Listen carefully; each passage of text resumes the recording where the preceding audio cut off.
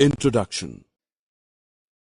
The part of a plant that attracts us to it is flowers.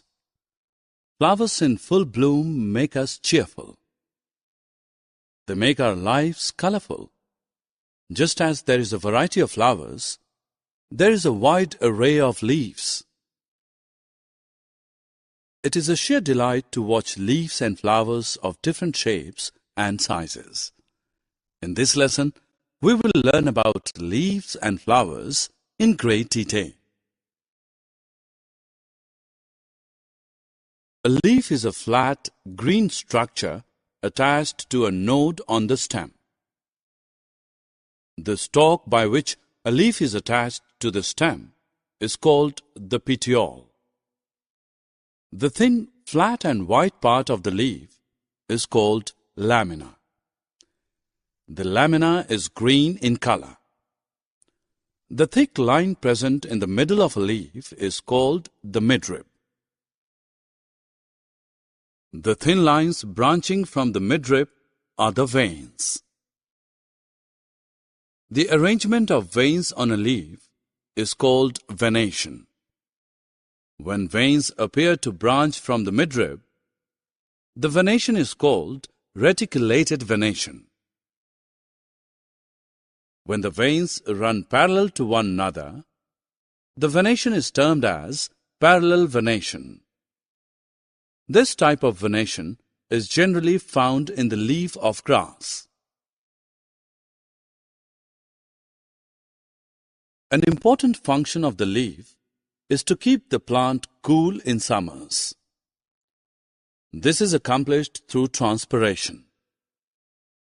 Transpiration is the process by which water vapor evaporates from the leaves and stems of a plant into the atmosphere.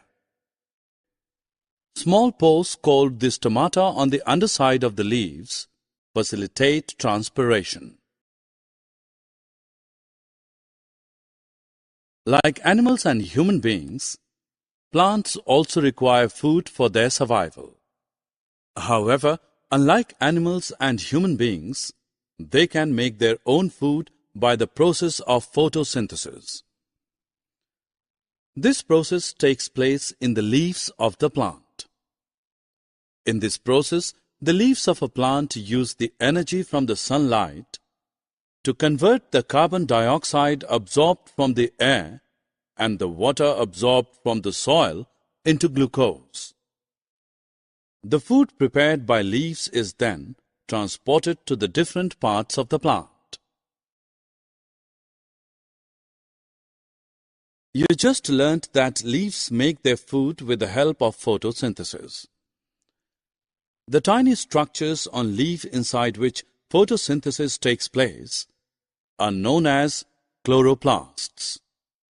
Due to their role in food production, they are also known as food factories. Chloroplasts are green in color. They get their color from a pigment called chlorophyll. Chlorophyll helps leaves prepare food. We see flowers all around us, in balconies, in lawns, in parks, in sidewalks. Flowers of varied hues and colors fill our hearts with happiness. Flowers, irrespective of their sizes and shapes, are refreshing. Big or small, red or blue, all flowers have the same structure. The outer part of the flower is known as calyx. It consists of green leaf-like sepals. The inner part of the flower is called corolla. It comprises the petals. Different flowers have petals of different colors. Petals attract pollinator to its flower. The male part of the flower comprises one or more stamens. Each stamen is a stalked structure. The stalk is called the filament. Atop the filament are two sacs containing pollen. These sacs are known as anthers. The female part of the flower is called the pistil. It is the innermost part of the flower. The pistil has three parts: stigma, style, and ovary. The stigma is the sticky surface at the top of the pistil. It traps and holds the pollen. The style is a tube-like structure that holds up the stigma. The style leads down to the ovary that contains the ovules. Summary.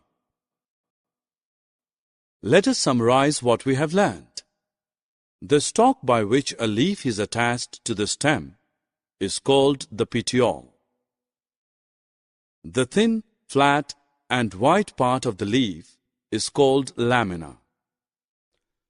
Photosynthesis is the process by which the leaves of a plant use energy from the sunlight to convert the carbon dioxide from the air and the water absorbed from the soil into glucose.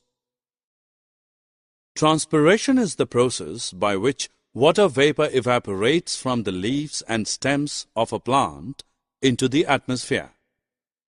The outer part of the flower is known as calyx. The inner part of the flower is called corolla.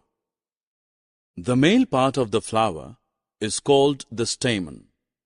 The female part of the flower is called the pistil. Thanks for watching. For more videos, subscribe KWT Education.